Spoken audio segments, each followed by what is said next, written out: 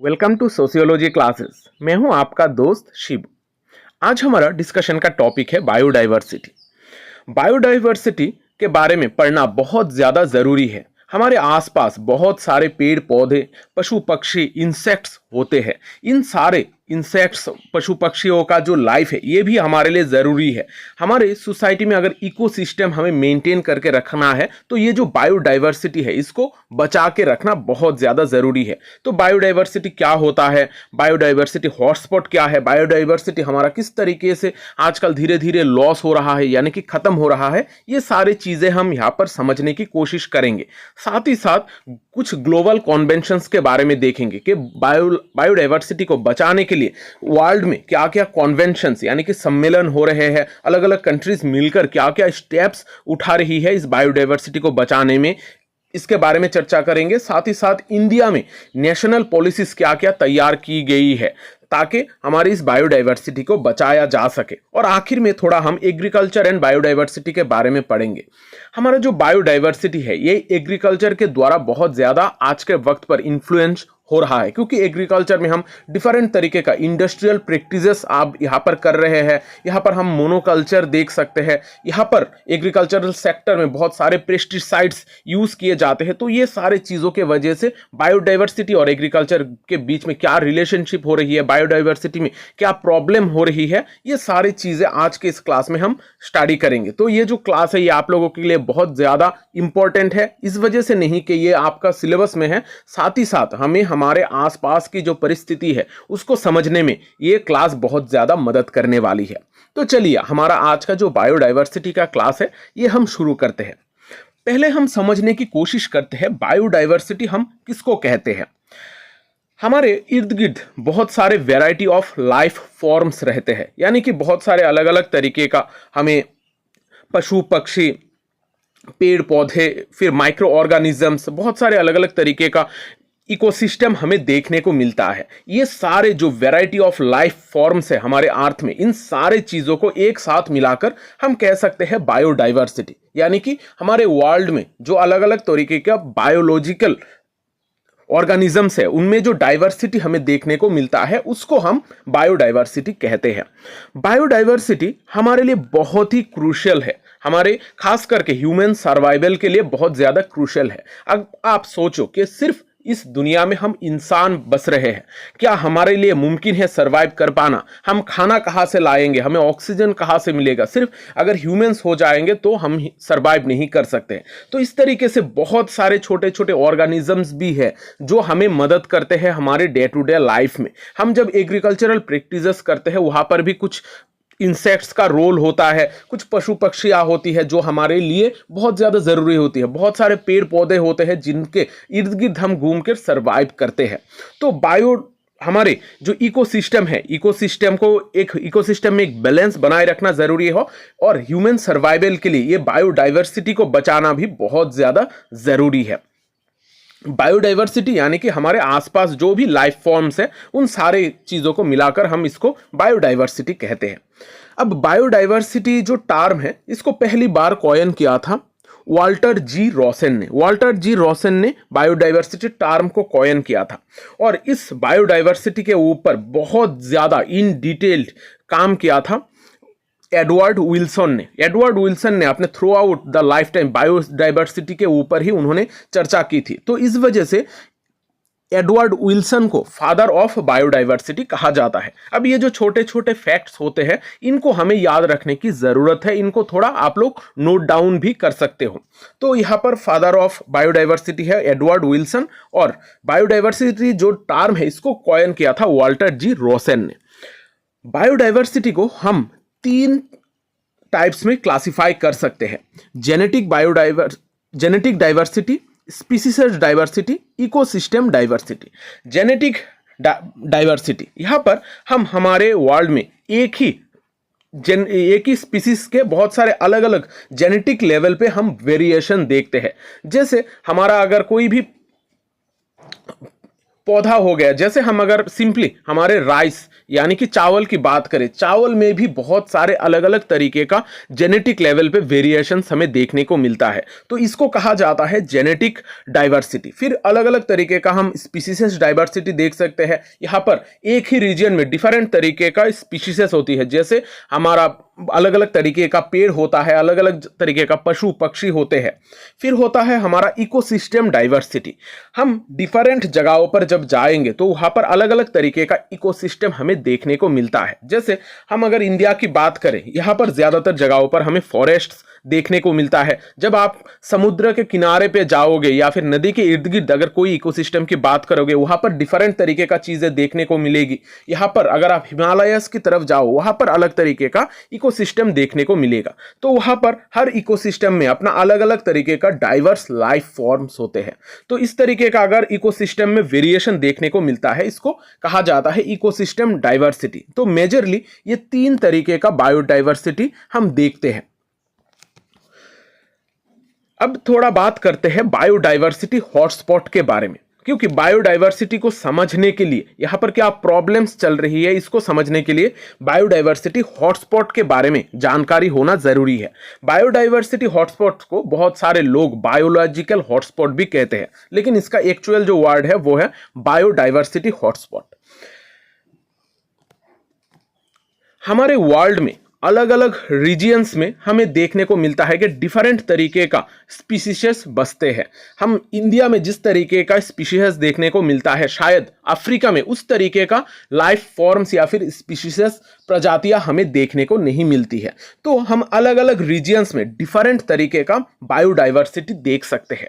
अब ये जो बायोडाइवर्सिटी है, बायोडाइवर्सिटी हॉटस्पॉट हम इसको कब कहेंगे? अगर किसी भी एक पर्टिकुलर एरिया में हाई स्पीशीज रिचनेस है, यानी कि बहुत ज्यादा स्पीशीज है अलग अलग तरीके का, लेकिन वो जो स्पीशीज है वो उसी जगह पर ज्यादातर पाए जाते हैं और साथ ही साथ ह्यूमन एक्टिविटीज के द्वारा अगर उसको नुकसान पहुंच रहा है, तब उसको हम कहेंगे बायोडाइवर्सिटी हॉटस्पॉट। यानी कि बायोडाइवर्सिटी हॉटस्पॉट जब ह्यूमन एक्टिविटीज के द्वारा उसको थ्रेट मिल रहा होता है, वहां पर बायोडाइवर्सिटी में प्रॉब्लम जब क्रिएट हो रही होती है, उसको हम कहते हैं बायोडाइवर्सिटी हॉटस्पॉट। अब बायोडाइवर्सिटी हॉटस्पॉट जो टर्म है, इसको इंट्रोड्यूस किया था नॉर्मन मायर्स ने। ये जो टर्म है इसको कॉइन किया था नॉर्मन मायर्स ने, तो ये भी याद रख लीजिएगा। अब कोई भी एक जगह, कौन सा वो जगह है जिसको हम बायोडाइवर्सिटी हॉटस्पॉट कहते हैं, इसका कुछ तो क्राइटेरिया होगा। अब यहाँ पर 2 ऐसी चीजें हैं, अगर कोई भी एक रीजन इसको फॉलो करता है, इसमें पड़ता है, तब इसको बायोडाइवर्सिटी हॉटस्पॉट कहा जाता है। अगर किसी भी एक एरिया में अगर हमें बहुत सारे 1500 एटलीस्ट 1500 अगर स्पीशीज के प्लांट्स देखने को मिलते हैं जो उसी जगह में स्पेशली पाए जाते हैं, एंडेमिक यानी कि स्थानिक, किसी एक पर्टिकुलर जगह में अगर इस तरीके का 1500 स्पीशीज का प्लांट पाए जाते हैं, तब उसको हम बायोडाइवर्सिटी हॉटस्पॉट कहते हैं। और साथ ही साथ अगर उस स्पीशीज, वो जो स्पीशीज है वो धीरे धीरे लॉस्ट हो रही है, यानी कि वहां पर जो भी पेड़ पौधे हैं उनमें से 70% अगर लॉस हो रही है ह्यूमन एक्टिविटीज या फिर नेचुरल एक्टिविटीज के वजह से, तब इसको, इस जगह को कहा जाएगा बायोडाइवर्सिटी हॉटस्पॉट। तो ये 2 क्राइटेरिया अगर फुलफिल करती है कोई एक जगह, इसको कहा जाएगा बायोडाइवर्सिटी हॉटस्पॉट। पहला तो है 1500 के अलग अलग तरीके का प्लांट का स्पीशीज वहां पर होना चाहिए, और दूसरा है 70% ओरिजिनल जो वेजिटेशन है यानी कि वनस्पति पेड़ पौधे हैं वो लॉस्ट हो चुके हैं, यानी कि वो ह्यूमन एक्टिविटीज के द्वारा उसको खत्म कर दिया गया है। अगर इस तरीके का चीजें होती है उसको कहा जाता है बायोडाइवर्सिटी हॉटस्पॉट। अब इस चीज से आप लोगों को क्या समझ में आ रहा है? बायोडाइवर्सिटी हॉटस्पॉट में ज्यादातर चीजें जो है वो प्रॉब्लमेटिक सिचुएशन में आकर पहुंची है, तो इसको हमें बचाने की बहुत ज्यादा जरूरत है। तो इस वजह से वर्ल्ड में अलग अलग जगहों पर किस तरीके का बायोडाइवर्सिटी हॉटस्पॉट देखने को मिल रहा है, इसको रिकॉग्नाइज किया गया है, इसको निकाल के एक लिस्ट डाउन किया गया है। अगर हम वर्ल्ड वाइड बात करें, वर्ल्ड में 36 बायोडाइवर्सिटी हॉटस्पॉट अभी तक अवेलेबल है। अब आप लोगों को लग रहा होगा सिर्फ 36 बायोडाइवर्सिटी हॉटस्पॉट, लेकिन ये सिर्फ 36 नहीं है। यहाँ पर जो 36 बायोडाइवर्सिटी हॉटस्पॉट है, ये हमारे अगर लैंड की बात करें 2.4% अर्थ का जो टोटल लैंड एरिया है इसको कवर कर रहा है, और साथ ही साथ 50% वर्ल्ड के जो एंडेमिक प्लांट्स है, यानी कि स्पेशल प्लांट्स जो उस जगह पर ही पाए जाते हैं, उस 50% प्लांट को यहाँ पर कवर किया जा रहा है। यानी कि वर्ल्ड के 50% यहाँ पर जो भी स्पीशीज है प्लांट के, उनको यहाँ पर कवर किया जा रहा है। तो ये जो बायोडाइवर्सिटी हॉटस्पॉट है, सिर्फ 36 होने के बावजूद भी यहाँ पर बहुत सारे प्रॉब्लमेटिक सिचुएशन हमें देखने को मिल रहा है। अगर हम अब इंडिया की बात करें, इंडिया में 4 बायोडाइवर्सिटी हॉटस्पॉट हमें देखने को मिल सकता है। यहाँ पर 4 बायोडाइवर्सिटी हॉटस्पॉट है: Himalaya, Indo Barama, Sundaland, western Ghats. Himalaya में हम कवर करते हैं जम्मू कश्मीर, हिमाचल प्रदेश, उत्तराखंड, सिक्किम, अरुणाचल प्रदेश जैसे जगह। यहाँ पर हिमालय में भी बहुत सारे अलग अलग तरीके का प्लांट्स स्पीशीज हमें देखने को मिलते हैं। फिर इंडो बार्मा हमारा नॉर्थ ईस्ट का, इंडिया का जो नॉर्थ ईस्ट पार्ट है, इसको कवर करता है। साथ ही साथ बांग्लादेश, म्यांमार और कंबोडिया के कुछ पार्ट्स को भी यहाँ पर इस पार्ट में रखा जाता है। फिर सुंडालैंड में बेसिकली हमारा जो निकोबार आइलैंड है उसको रखा जाता है। साथ ही साथ मलेशिया और इंडोनेशिया के कुछ पार्ट्स होते हैं। और जो चौथा है वो है western Ghats. Western Ghats basically India में ही बसता है। यहाँ पर महाराष्ट्र से लेकर केरला तक जो जगह है, वहां पर जो समुद्र तट है, उस जगह को वेस्टर्न घाट्स कहा जाता है। तो महाराष्ट्र से लेकर केरला तक की जो जगह है उसको भी बायोडाइवर्सिटी हॉटस्पॉट कहा जाता है। अब वो जो हॉटस्पॉट है, वेस्टर्न घाट्स का जो हॉटस्पॉट है, इसको यूनेस्को ने वर्ल्ड हेरिटेज साइट भी घोषित किया है। अब यहाँ पर ये जो पिक्चर है, पिक्चर के द्वारा आपको चीजें और भी थोड़ा क्लैरिफिकेशन मिलेगी। यहाँ पर ऊपर अगर आप देखोगे तो ऊपर हमारा हिमालय है, जहाँ पर हिमालय बायोडाइवर्सिटी हॉटस्पॉट है। हिमालय एरिया भी बहुत बड़ा है। फिर अगर आप यहाँ पर वेस्ट में देखोगे तो यहाँ पर आपको वेस्टर्न घाट्स देखने को मिलेगा, जहाँ पर महाराष्ट्र से लेकर केरला तक ये जो जगह है, इस जगह को बायोडाइवर्सिटी हॉटस्पॉट कहा जाता है। फिर अगर हम नॉर्थ ईस्ट साइड में आ जाए तो ये जो पोर्शन है, इस पोर्शन में इंडिया का इस पोर्शन में हमें बायोडाइवर्सिटी हॉटस्पॉट देखने को मिलता है। और नीचे जो हमारा अंडमान एंड निकोबार आइलैंड्स है, वहां पर स्पेशली निकोबार आइलैंड को ही यहाँ पर बायोडाइवर्सिटी हॉटस्पॉट माना जाता है। तो ये 4 बायोडाइवर्सिटी हॉटस्पॉट हमें इंडिया में देखने को मिलते हैं। अब देखते हैं बायोडाइवर्सिटी लॉस। बायोडाइवर्सिटी लॉस यानी कि जब हमारे वर्ल्ड में जब स्पीशीज लॉस होती रहती है, जो बायोडाइवर्सिटी है उसमें जब कमियां आती रहती है, यहाँ पर जो भी स्पीशीज है या फिर जेनेटिक या फिर इकोसिस्टम डाइवर्सिटी है, ये अगर धीरे धीरे डिक्लाइन होता जाता है, इनमें जो प्रजातियों का संख्या है ये धीरे धीरे अगर कम होता जाता है, इसको कहा जाता है बायोडाइवर्सिटी लॉस।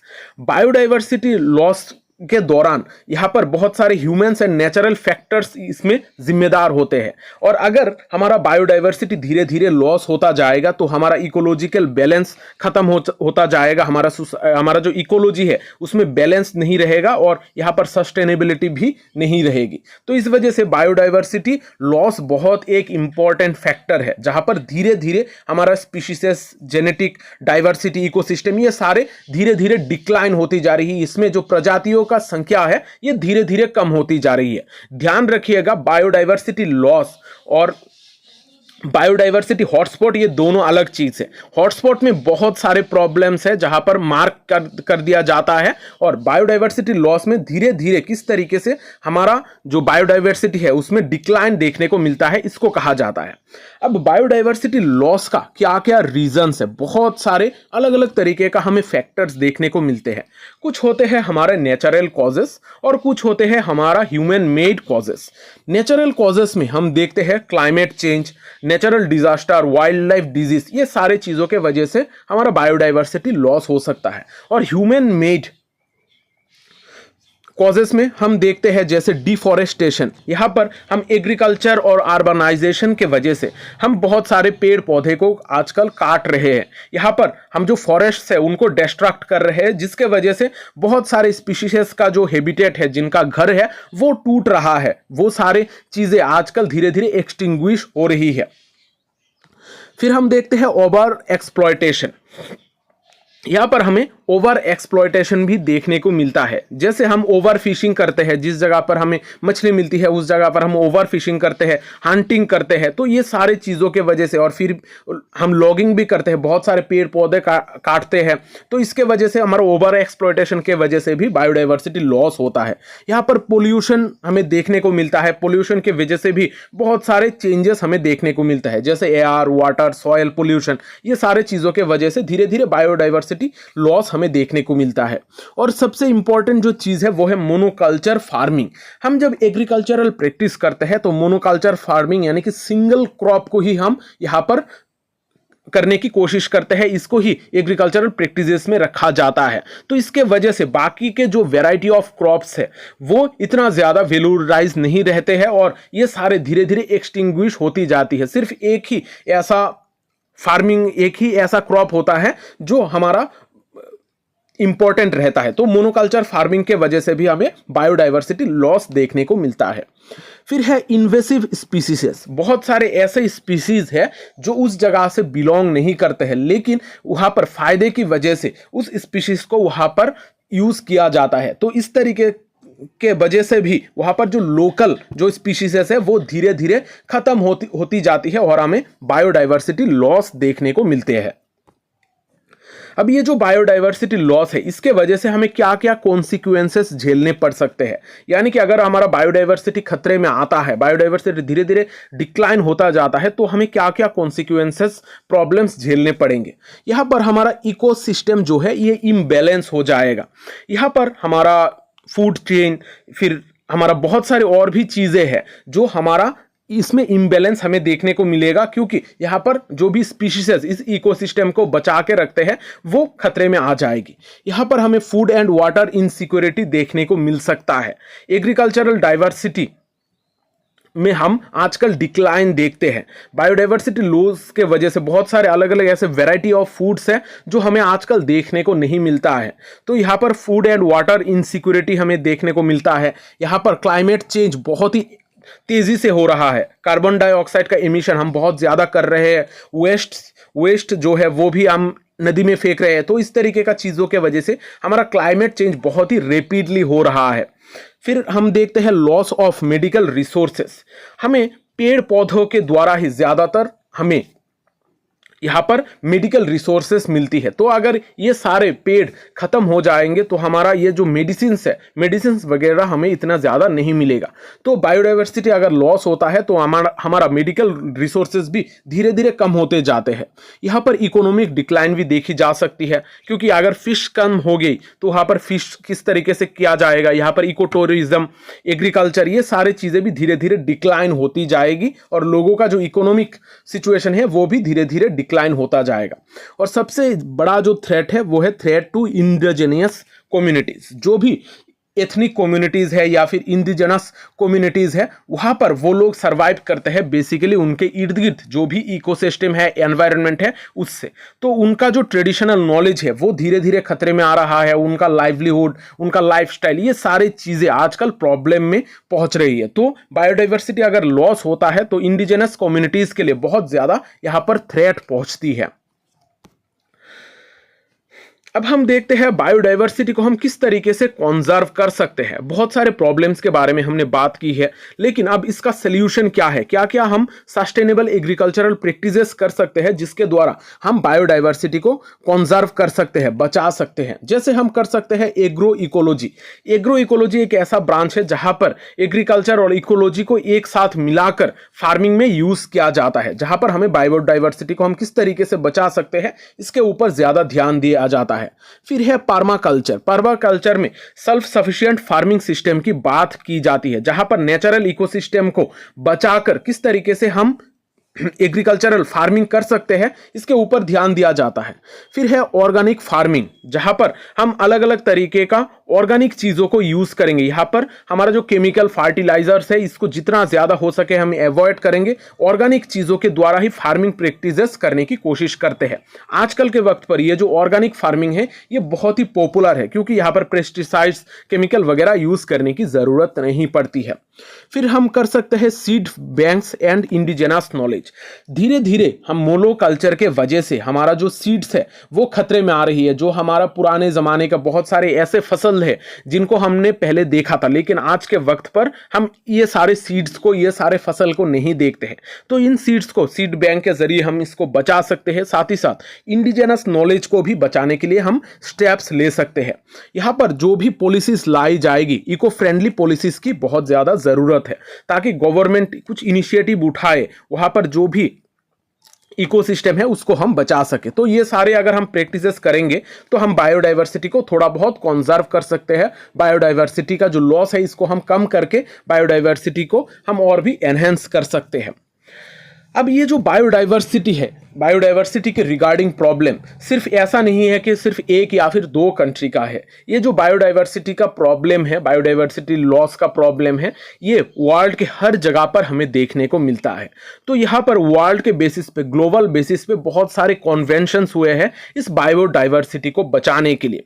अब कॉन्वेंशंस यानी कि सम्मेलन, बहुत सारे सम्मेलन जहाँ पर वर्ल्ड के अलग अलग लोग जाकर वहाँ पर पार्टिसिपेट करते हैं और वहाँ पर क्या प्रॉब्लम है, प्रॉब्लम को किस तरीके से हम सॉल्व कर सकते हैं, क्या क्या स्टेप्स उठाए जाएंगे, वो सारे चीजें वहां पर डिस्कस की जाती है। तो यहां पर हम कुछ ग्लोबल कन्वेंशंस के बारे में देखते हैं, जहां पर बायोडाइवर्सिटी को किस तरीके से बचाया जा सके उसके बारे में बात की गई है। तो अगर हम ग्लोबल कन्वेंशन ऑन बायोडाइवर्सिटी की बात करें, इनमें से सबसे इंपॉर्टेंट जो कॉन्वेंशन है वो है कॉन्वेंशन ऑन बायोलॉजिकल डाइवर्सिटी। इसका डायरेक्ट नाम ही है कॉन्वेंशन ऑन बायोलॉजिकल डाइवर्सिटी। इसको 1992 में ये कॉन्वेंशन हुआ था।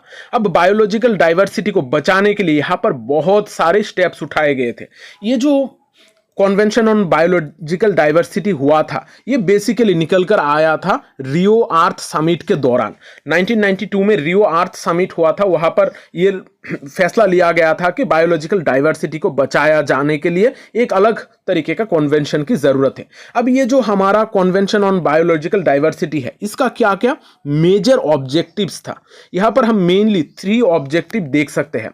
यहां पर कंजर्वेशन ऑफ बायोलॉजिकल डाइवर्सिटी, हमारा जो बायोलॉजिकल डाइवर्सिटी है उसको हमें कंजर्व करना है, हमें सस्टेनेबल यूज ऑफ बायोडाइवर्सिटी करना है। ऐसा नहीं है कि जितना जरूरत है सारी चीजों को हम सिर्फ एक्सट्रैक्ट करते रहे, सारे जो स्पीशीज है उनको खतरे में लाते रहे, तो इस तरीके का चीजें नहीं होगी। हमें सस्टेनेबल यूज करना होगा, हमें चीजों को बचाना होगा, बचाकर उस चीज को हमें जितना जरूरत है सिंपली उसी तरीके से यूज करना है।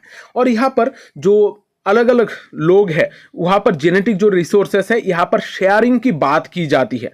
खास करके जो इंडिजिनस कम्युनिटीज होती है उनके साथ फेयर एंड इक्विटेबल शेयरिंग की बात की जाती है, क्योंकि ज़्यादातर जो रिसोर्सेस है या फिर नॉलेज होती है वो इंडिजिनस कम्युनिटीज़ का ही नॉलेज होता है, जहाँ पर वहाँ पर जो भी प्लांट्स है उनको किस तरीके से यूज़ किया जाए, वहाँ पर जो भी मेडिकल रिसोर्सेस है उनके बारे में ज़्यादातर उनको ही पता होता है, इंडिजिनस लोगों को ही पता होता है। तो उनके साथ एक शेयरिंग और फेयर एंड इक्विटेबल शेयरिंग की बात की जाती है। अब ये जो हमारा कॉन्वेंशन ऑन बायोलॉजिकल डाइवर्सिटी है इससे बाद में निकलकर 2 प्रोटोकॉल्स बाहर आते हैं। प्रोटोकॉल यानी कि एग्रीमेंट, जहां पर चुक्ति की जाती है, वहां पर कुछ एग्रीमेंट्स को साइन किया जाता है। तो यहां पर मेजरली हमारा 2 प्रोटोकॉल इस सीबीडी से निकलकर आता है, कार्टेजना प्रोटोकॉल और नागोया प्रोटोकॉल।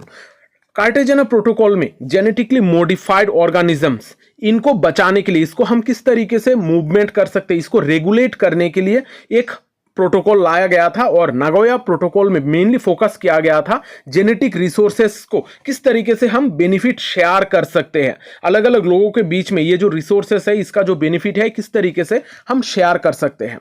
तो ये जो चीजें हैं इसको थोड़ा बहुत आप लोग याद रखने की कोशिश कीजिए, खास करके कौन सा ईयर में कौन सा कन्वेंशन हुआ है, इससे निकलकर कौन सा प्रोटोकॉल आता है। अब हमारे ज्यादातर आप एमसीक्यू बेस्ड एग्जाम की बात यूजीसी नेट के जैसे एग्जाम की बात करो, वहां पर हमें एमसीक्यू बेस्ड क्वेश्चन पूछा जाता है और ये ईयर वाइज चीजों को हमें पूछा जाता है कि कौन सा ईयर में कौन सा कन्वेंशन हुआ है। अब यहां पर हम देखते हैं रामसर कॉन्वेंशन ऑन वेटलैंड्स। ये हुआ था कि वेटलैंड्स को किस तरीके से हम कंजर्व कर सकते हैं। इसके ऊपर 1971 में एक कॉन्वेंशन हुआ था जहां पर इकोलॉजिकल डाइवर्सिटी को बचाने के लिए इकोलॉजिकल बैलेंस किस तरीके से हम बचा के रख सकते हैं, इसके ऊपर कॉन्वेंशन की गई थी। फिर है साइट्स यानी कि convention on international trade in endangered species. जो भी स्पीशीज धीरे धीरे खतरे में आ रही है, जो बहुत कम संख्या में अब बची है, उनको बचाने के लिए, उनको इंटरनेशनल ट्रेड से रोकने के लिए इस कॉन्वेंशन के ऊपर बहुत ज्यादा जोर दिया गया था। यह कॉन्वेंशन हुआ था 1973 में, जहां पर वाइल्ड लाइफ और प्लांट का जो ट्रेड है इसको रेगुलेट करने के लिए बहुत सारे स्टेप्स उठाए गए थे। फिर UN convention to combat desertification से बचने के लिए एक कॉन्वेंशन की गई थी। यहाँ पर जो बायोडाइवर्सिटी है इसको कंजर्व करने के ऊपर बहुत ज़्यादा जोर दिया गया था। लैंड का जो डिग्रेडेशन है इसका प्रॉब्लम को सॉल्व करने के ऊपर भी यहाँ पर ध्यान दिया गया था। फिर एक जो इंपॉर्टेंट चीज़ है वो है United Nations sustainable development goal, जिसको हम सिंपली एसडीजी गोल्स भी कहते हैं। अब 2015 में इस एसडीजी गोल्स को एस्टैब्लिश की गई थी कि हमें 2030 तक कौन सा चीज़ को हमें तैयार करना है या फिर कौन सा गोल्स को हमें अचीव करना है। इसको कहा जाता है सस्टेनेबल डेवलपमेंट गोल्स। यहाँ पर 17 सस्टेनेबल डेवलपमेंट गोल्स थे, लेकिन इनमें से जो 2 हमारे डाइवर्सिटी के बारे में बात करते हैं, डाइवर्सिटी को बचाने के लिए बात करते हैं, वो है नंबर 14 एंड नंबर 15, जहां पर life below water and life on earth के ऊपर फोकस किया गया था। बायोडाइवर्सिटी को कंजर्व करने की, उनको बचा के रखने की बात की गई थी। अब यहां पर आप लोग देख सकते हो कि 17 सस्टेनेबल डेवलपमेंट गोल्स यहां पर दी गई है। आप लोग इन 17, अगर आप लोग यूजीसी नेट का एग्जाम दे रहे हो तो ये जो 17 है इनको आपको याद रखने की जरूरत है, क्योंकि यहां से डायरेक्टली क्वेश्चन में पूछा जाता है कि कौन सा नंबर का गोल कौन सा है। जैसे नंबर 1 है नो पॉवर्टी, आप लोगों को पूछा जाएगा कि नो पॉवर्टी कौन सा एसडीजी गोल है। तो इस तरीके का ये जो 17 पॉइंट्स है इनको आप लोगों को याद रखने की जरूरत है। अगर आप सिंपली बीए या फिर एमए का एग्जाम दे रहे हो तो इतना ज्यादा डीप जाने की जरूरत नहीं है, लेकिन आप यूजीसी नेट का एग्जाम अगर दे रहे हो तो ये सारी चीजें आपको इन डिटेल पढ़नी पड़ती है। यहाँ पर जो भी कॉन्वेंशंस है इनको थोड़ा बहुत और भी डिटेल में पढ़ने की जरूरत है। ये सारी जो चीजें हैं ये हम पेपर 1 में ऑलरेडी कवर करते हैं, तो इस वजह से मैंने यहाँ पर डिटेल में नहीं दी है। अगर फिर भी आप लोगों को लगता है कि इसके ऊपर डिटेल क्लास की ज़रूरत है, कॉन्वेंशंस को हम अलग अलग तरीके से डिफरेंट तरीके से पढ़ेंगे वहाँ पर, तो आप लोग कमेंट करके मुझे ज़रूर बताना। मैं कोशिश करूँगा, अगर आप लोगों को ज़रूरत है तो मैं वो क्लास कराने की भी थोड़ा कोशिश कर लूँगा। तो यहाँ पर हमने बहुत सारे इंटरनेशनल कॉन्वेंशंस की बात की है, लेकिन हमारे इंडिया में बायोडाइवर्सिटी को बचाने के लिए बहुत सारी पॉलिसीज बनाई गई थी। तो ये जो पॉलिसीज है ये इंडिया के पॉइंट ऑफ व्यू से बहुत ज़्यादा ज़रूरी है। अब हम एक एक करके देखते हैं कि इंडिया में क्या क्या पॉलिसीज है जो हमें बायोडाइवर्सिटी को बचाने में मदद करता है। इनमें से जो सबसे इंपॉर्टेंट है वो है the biological diversity act 2002। India में बायोलॉजिकल डाइवर्सिटी एक्ट लाया गया था 2002 में। अब ये एक्ट बेसिकली जो हम सीबीडी यानी कि कन्वेंशन ऑन बायोलॉजिकल डाइवर्सिटी 1992 में हुआ था, वर्ल्ड वाइड हुआ था, उसमें जो भी चीज़ें हमें बताई गई थी, वहाँ पर क्या क्या इंप्लीमेंट की ज़रूरत है हमें बताई गई थी, वो सारी चीज़ों को फुलफिल करने के लिए सीबीडी की जो भी विजन है या फिर जो भी मिशन है उसको कंप्लीट करने के लिए ये एक्ट को बनाया गया था। यहाँ पर बायोलॉजिकल डाइवर्सिटी एक्ट में किस तरीके से हम डाइवर्सिटी को बचा सकते हैं और क्या क्या रूल्स रेगुलेशंस है इसमें तैयार की गई थी। इनमें जो सबसे इंपॉर्टेंट चीज़ था इस एक्ट में वो था यहाँ पर 3 इंस्टीट्यूशनल मैकेनिज्म को प्रिपेयर किया गया था, तैयार किया गया था, ताकि इस डाइवर्सिटी को, बायोलॉजिकल डाइवर्सिटी को बचाया जा सके। नेशनल लेवल पे नेशनल बायोडाइवर्सिटी अथॉरिटी क्रिएट की गई गई थी, जहां पर बायोडाइवर्सिटी का एक्सेस, बेनिफिट शेयरिंग, ये सारी चीज़ों के बारे में बात की गई है। वहां पर नेशनल लेवल पे चीज़ें डिसाइड की जाएगी। फिर स्टेट बायोडाइवर्सिटी बोर्ड का निर्माण किया गया था ताकि स्टेट गवर्नमेंट भी कुछ इसमें अपना योगदान दे, और लोकल लेवल पे बायोडाइवर्सिटी मैनेजमेंट कमिटीज भी फॉर्म की गई थी ताकि लोकल लेवल पे इस बायोडाइवर्सिटी को मेंटेन किया जा सके। तो बायोलॉजिकल डाइवर्सिटी एक एक्ट बहुत ही इंपॉर्टेंट है हमारे बायोडाइवर्सिटी को बचाने के लिए। इसके अलावा जो तैयार की गई थी, जो नेक्स्ट प्लान तैयार किया गया था, वो था national biodiversity action plan. National biodiversity action plan 2008 में फॉर्म किया गया था। यहाँ पर स्ट्रेटेजीज, अलग अलग स्ट्रेटेजीज अपनाई गई थी ताकि बायोडाइवर्सिटी को हम इंडिया में कंजर्व कर सके। अब ये जो एक्शन प्लान था, ये बेसिकली एसडीजी गोल्स और आईजी बायोडाइवर्सिटी टारगेट्स के तहत तय की गई थी। अब ये जो नेशनल बायोडाइवर्सिटी एक्शन प्लान है, इसको 2008 में तैयार की गई थी, लेकिन 2009 में इसको वापस रिवाइज किया गया था एसडीजी गोल्स के अकॉर्डिंग। इसके अलावा भी कुछ और भी पॉलिसीज है, कुछ एक्ट्स है जो हमारे लिए ज़रूरत है, जो हमें बायोडाइवर्सिटी को बचाने में मदद करता है। जैसे कि वाइल्ड लाइफ प्रोटेक्शन एक्ट 1972 में इसको बनाया गया था। वाइल्ड लाइफ प्रोटेक्शन है एक्ट, ताकि वाइल्ड लाइफ के जो अलग अलग स्पीशीज है उनको हम बचा सके। फिर फॉरेस्ट कंजर्वेशन एक्ट, फॉरेस्ट के जो रिसोर्सेज है उसको हम किस तरीके से रेगुलेट करेंगे, फॉरेस्ट को किस तरीके से मैनेज करेंगे, सस्टेनेबल फॉरेस्ट्री प्रमोट करने के लिए ये फॉरेस्ट कंजर्वेशन एक्ट 1980 में पास किया गया था। फिर नेशनल एनवायरनमेंट पॉलिसी लाई गई थी 2006 में, किस तरीके से हम एनवायरनमेंट को बचा सकते हैं। फिर नेशनल एग्रो फॉरेस्ट्री पॉलिसीज भी फॉर्म की गई थी ताकि फार्मिंग में हम ट्री बेस्ड फार्मिंग किस तरीके से कर सके, बायोडाइवर्सिटी को किस तरीके से एनहेंस कर सके, ये सारे चीज़ों को प्रमोट करने के लिए। तो बहुत सारे यहाँ पर पॉलिसीज है, एक्ट्स है जो हमारे लिए ज़रूरत है बायोडाइवर्सिटी को बचाने के लिए।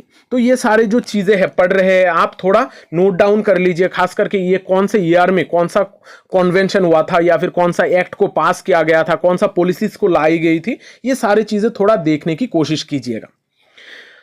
अब हम देखते हैं relationship between agriculture and biodiversity. अभी तक हमने बायोडाइवर्सिटी के बारे में बहुत सारी चीज़ें हमने पढ़ी है। अब हम एग्रीकल्चर के साथ बायोडाइवर्सिटी का क्या रिलेशनशिप है, इसको थोड़ा समझने की कोशिश करते हैं। हम सभी एग्रीकल्चरल प्रैक्टिसेस के साथ जुड़े हुए हैं। हमारे इर्द गिर्द बहुत सारे एग्रीकल्चरल प्रैक्टिसेस होती है। आप देखोगे कि बहुत सारे फसल फलाए जाते हैं, लेकिन ये जो फसल है, यहाँ पर किस तरीके का फसल आप लोग यहाँ पर हम करते हैं, कौन से फसल को यहाँ पर खेती में हम यूज करते हैं जो हमारे लिए ज्यादा जरूरत है। लेकिन अगर सिर्फ एक ही तरीके का फसल फलाया जाए तो क्या इतना ज्यादा सही रहेगा? तो यहाँ पर हम आजकल देखते हैं कि हम अगर ट्रेडिशनल एग्रीकल्चरल प्रैक्टिसेस की बात करें, वहां पर बायोडाइवर्सिटी को एनहेंस किया जाता था। पुराने जमाने का जो एग्रीकल्चरल प्रैक्टिसेस थे, इसके वजह से हमारा बायोडाइवर्सिटी को इतना ज्यादा खतरा नहीं हो रहा था। ज्यादातर जो स्पीशीज जिस तरीके का ही थे उनको यूज किया जा रहा था।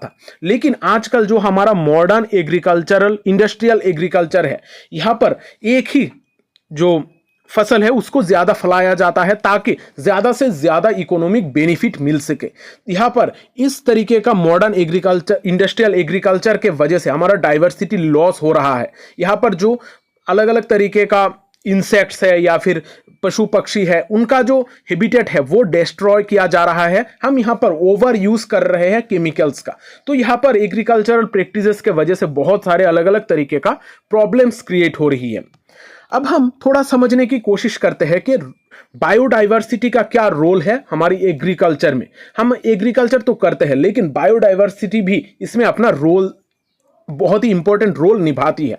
जैसे enhancing soil fertility, soil fertility को बढ़ाने के लिए बायोडाइवर्सिटी की ज़रूरत है। बहुत सारे ऐसे इंसेक्ट्स हैं जो हमारे सॉयल को फर्टाइल करते हैं, जो हमें क्रॉप रोटेशन के वजह से देखने को मिलते हैं। यहाँ पर सॉयल हेल्थ को बढ़ाने के लिए बहुत सारे इंसेक्ट्स हैं जो हमें काम करते हैं। तो बायोडाइवर्सिटी हमें एग्रीकल्चर में मदद करता है। यहाँ पर कुछ नेचुरल पेस्ट कंट्रोल भी हमें देखने को मिलते हैं कि जो भी कुछ ऐसे चीज़ें होती है, नेचुरली कुछ ऐसी चीज़ें होती है जो हमारे पेस्ट को कंट्रोल करने में मदद करती है। यहाँ पर विदाउट एक्सेसिव पेस्टिसाइड्स भी हम यहाँ पर एग्रीकल्चरल प्रैक्टिसेस कर सकते हैं बायोडाइवर्सिटी को यूज़ करने के द्वारा। यहाँ पर हम क्लाइमेट के मुताबिक ये जो हमारा क्रॉप्स है, हम अलग अलग तरीके का क्रॉप्स को उगा सकते हैं। तो इसके द्वारा बायोडाइवर्सिटी को अगर हम समझ सके तो एग्रीकल्चरल प्रैक्टिसेस में उसको हम यूज़ कर सकते हैं। साथ ही साथ हमें फूड सिक्योरिटी मिलेगा।